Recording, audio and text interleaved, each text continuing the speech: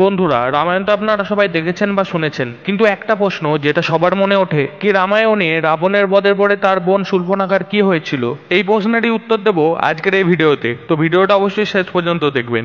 বন্ধুরা, এটা আমরা সবাই জানি যে রামায়ণে সমস্ত রাক্ষসদের বধ হয়েছিল, আর বিভীষণ আর তার সাথীদের লঙ্কার রাজত্ব দেওয়া হয়েছিল। কিন্তু শূর্পণখার বধ কেন করা হয়নি? তার নাক কেটে দেওয়ার পর সে কোথায় গিয়েছিল তার উল্লেখ কেন রামায়ণে পাওয়া যায় না? আপনারা এটা তো সবাই জেনেই থাকবেন, শূর্পণখা যখন রামের প্রতি আকর্ষিত হয়ে রামের কাছে এসে তাকে বলেন কি সে তাকে ভালোবেসে ফেলেছে, কিন্তু শ্রীরাম তাকে মানা করে দেন, কারণ তিনি প্রথমেই মাতা সীতাকে বিবাহ করে নিয়েছিলেন। তখন শ্রীরাম লক্ষ্মণের দিকে ইশারা করে বলেন, আপনি আমার ছোট ভাইকে জিজ্ঞাসা করতে পারেন। সেই সময় লক্ষ্মণ শূর্পণখাকে মানা করে দেয়। শূর্পণখা আবার শ্রীরামের কাছে আসেন আর মাতা সীতার ব্যাপারে অনেক খারাপ কথা বলতে থাকেন, আর মাতা সীতাকে মারার জন্য তিনি মাতা সীতার উপর আক্রমণ করেন। তখন লক্ষ্মণ এসব দেখে ক্রোধিত হয়ে তার তরোয়াল দিয়ে শূর্পণখার নাক কেটে দেন। তখন সে কাঁদতে কাঁদতে গিয়ে তার দাদা রাবণের কাছে সমস্ত ঘটনাটি বলেন, যার পরে মাতা সীতার হরণ হয়। এরপরে শূর্পণখার উল্লেখ আর রামায়ণে পাওয়া যায় না। এরপর সে কোথায় গিয়েছিল? বন্ধুরা, কিছুদিন আগে একটি অ্যানিমেশন মুভি ও web series the legend of Hanuman Disney হটস্টারে দেখে থাকবেন। তাতে শূর্পণখার উল্লেখ করা হয়েছে।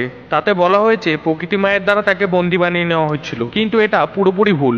বলা হয়ে থাকে নাক কাটার পর শূর্পণখা সবার কাছ থেকে নিজের মুখ লুকিয়ে রাখতেন। তার সব ভাইয়েরা ধীরে ধীরে শ্রীরামের হাতে মারা গিয়েছিল। তখন সে নিজেকে বাঁচানোর জন্য দৈত্যগুরু শুক্লাচার্যের কাছে গেলেন আর জঙ্গলে তার আশ্রমেই থাকতে লাগলেন। রাক্ষস বংশ যাতে সমাপ্ত না হয় তাই শুক্লাচার্য মহাদেবের তপস্যা করলেন, আর মহাদেব তার তপস্যায় প্রসন্ন হয়ে তাকে তার সব রূপ অর্থাৎ শিবলিঙ্গ প্রদান করলেন। আর তাকে বললেন, যেদিন কোনো বৈষ্ণব বা বিষ্ণুদেবের অবতার বা কেউ যে ভগবান বিষ্ণুকে মানেন, যদি ভুল করে কেউ এই শিবলিঙ্গের উপর গঙ্গা জল দিয়ে দেয় তাহলে রাক্ষসদের সর্বনাশ হয়ে যাবে। তখন সেই শিবলিঙ্গটিকে শুক্লাচার্য বৈষ্ণব অর্থাৎ হিন্দুদের থেকে দূরে রেগিস্তানে স্থাপন করলেন। হ্যাঁ বন্ধুরা, আপনারা ঠিকই শুনেছেন, এই সময় যাকে বলা হয় মক্কা মদিনা। আপনি ইউটিউবে বা অনেক গল্পে শুনে থাকবেন যে মক্কেশ্বর মহাদেব মন্দির যা অতীতে বানানো হয়েছিল ওটাই সেই শিবলিঙ্গ ছিল, যেটা মহাদেব অসুরগুরু শুক্লাচার্যকে দিয়েছিলেন। কিন্তু বন্ধুরা, শিবলিঙ্গ রক্ষা করার দায়িত্ব অন্য কাউকে নয়, শূর্পণখাকেই দেওয়া হয়েছিল। এই সময় শূর্পণখা সবসময় নিজের মুখ ঢেকে রাখতেন। ধীরে ধীরে সে অনেক কটা বাচ্চার জন্ম দিলেন। সেই বাচ্চারাই আজ তার পরম্পরা পালন করে আসছে। তার বংশধরেরা আর অন্য কেউ নয়, সমস্ত মুসলিম লোকেরা। আপনারা দেখে থাকবেন মুসলিম মেয়েরা বোরখা পরেন, আর তার পিছনকার কারণ শূর্পণখার সঙ্গে জড়িত। বন্ধুরা, মক্কা মদিনাতে যে মক্কেশ্বর মহাদেবের শিবলিঙ্গ রাখা ছিল তা রক্ষা করার জন্য শূর্পণখা সেখানেই থাকা শুরু করলেন। সে সেখানে যাতে কোনো হিন্দু প্রবেশ না করতে পারে সেই বিষয়ে খেয়াল রাখতেন। ধীরে ধীরে শূর্পণখা অনেক নিয়ম তৈরি করলেন, যার মধ্যে একটি নিয়ম হলো বোরখা পরা, কারণ সেটা শূর্পণখা অনেক আগে থেকেই করতেন, আর তিনি তার চোখ দুটোই শুধু বার করে রাখতেন। বন্ধুরা, ইতিহাসের মান্যতা আর আমাদের গ্রন্থ অনুসারে বলা হয়ে থাকে যে দাপর যুগে শূর্পণখার বংশধরেরা কালান্তরে আব্রাহিম ধর্মের অনুনয়ী, তাই তাদের ধর্মে শুক্রবারকে বেশি গুরুত্ব দেওয়া হয়ে থাকে।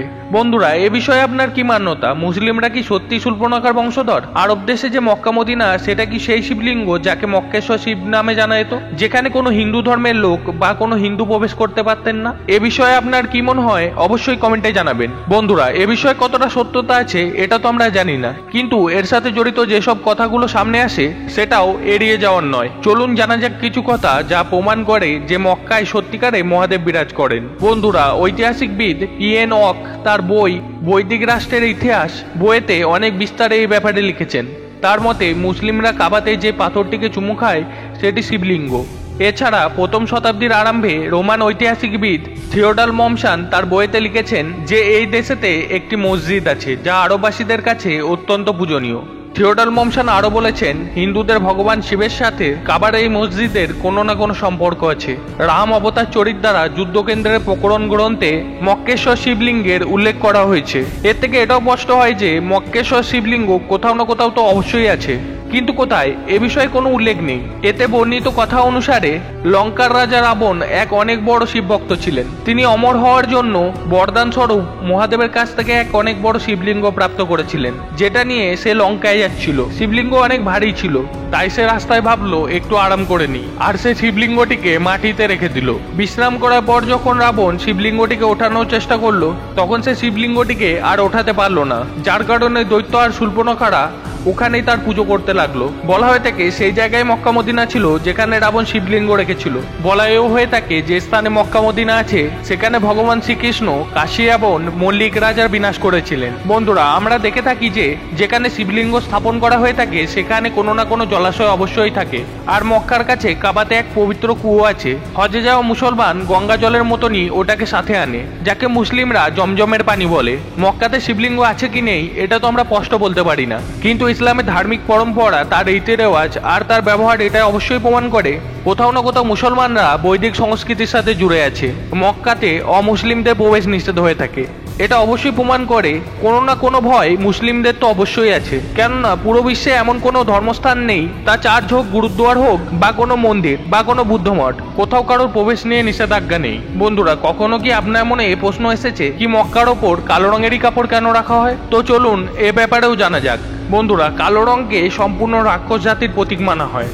আর সাথে হিন্দুরা যেন জানতে না পারে যে মুসলিম অনুযায়ীরাও আমাদের মতো শিবজির পূজা করেন বা তাতে আস্থা রাখেন, তাই কাবাতে কালো কাপড় রাখা হয়। আর কাবাতে কালো কাপড় ঢাকার নিয়ম এই জন্য পালন করা হয় যে শূর্পণখা ইসলামের দেবী, সে রামায়ণকাল আর তারপরে নিজের মুখকে কালো রঙের কাপড়ে ঢেকে রাখতেন। আর আজ শূর্পণখার বংশের মহিলারাও কালো রঙের বোরখা পরেন। আসলে দুনিয়াকে বোকা বানানোর জন্য বোরখাকে অনেক রঙেও ভাগ করে দেওয়া হয়েছে, কিন্তু বন্ধুরা সত্যটা যেটা ছিল সেটাই আছে। ওটা শূর্পণখার পোশাক, যেটা মুসলিম মহিলারা মুসলিম রীতি রেওয়াজে ধারণ করে। আর সমাজ ওটা আলাদা ধরনের পোশাক হওয়ার কারণে ওটা মুসলিম ধর্মের পোশাক বলে জানে। মুসলমানদের শুক্রবার দিন মান্যতা দেওয়ার কারণ এই দিন শুক্লাচার্যের নামের প্রথম দুটি অক্ষর দ্বারা গঠিত। আসুন বন্ধুরা এবার জানা যাক ইসলাম ধর্ম কিভাবে তৈরি হলো। বন্ধুরা, ইসলাম আসলে কোনো ধর্মই নয়, এটা একটা মতবাদ। আর মুসলমানরাও এর আগে ধর্মর নাম লাগানোই বিরোধিতা করেন। ওরা নিজেদের ধর্মকে একটি মতবাদ হিসাবেই প্রচার করেন, আর মতবাদের অর্থ হলো একটা আলাদা ধরনের মত, এটা সবাই জানে। আর মুসলমানদের অন্য জাতির সাথে ঝগড়া এ কথা নিয়েই হয়ে থাকে, কেননা ইসলাম লোকেরা মনে করে তারা পৃথিবীতে খুব কম মাত্রায় আছে, অর্থাৎ তাদের সংখ্যা খুব কম আছে, তাই তারা সব সময় নিজেদের অনুগামী বাড়ানোর চেষ্টা করে। আর যখন ইসলামের নির্মাণের কথা আসে তখন হযরত মুহাম্মদ সাহেবকে ইসলামের জনক বলে মানা হয়, যে এক আরববাসী ছিল। এখন এটা না যে ইসলামের নির্মাণ হযরত মুহাম্মদ সাহেব করেছিল, কারণ তার আগে থেকেই আরবে ইসলাম ছিল। আপনারা যদি কেউ এই বিষয়ে জানতে চান অবশ্যই কমেন্ট করবেন। আজকে পর্যন্তই। ভিডিওটা যদি আপনাদের ভালো লেগে থাকে তাহলে ভিডিওটাকে অবশ্যই একটা লাইক করে চ্যানেলটাকে সাবস্ক্রাইব করে দিন। এতক্ষণ সাথে থাকার জন্য অনেক অনেক ধন্যবাদ। রাধে রাধে।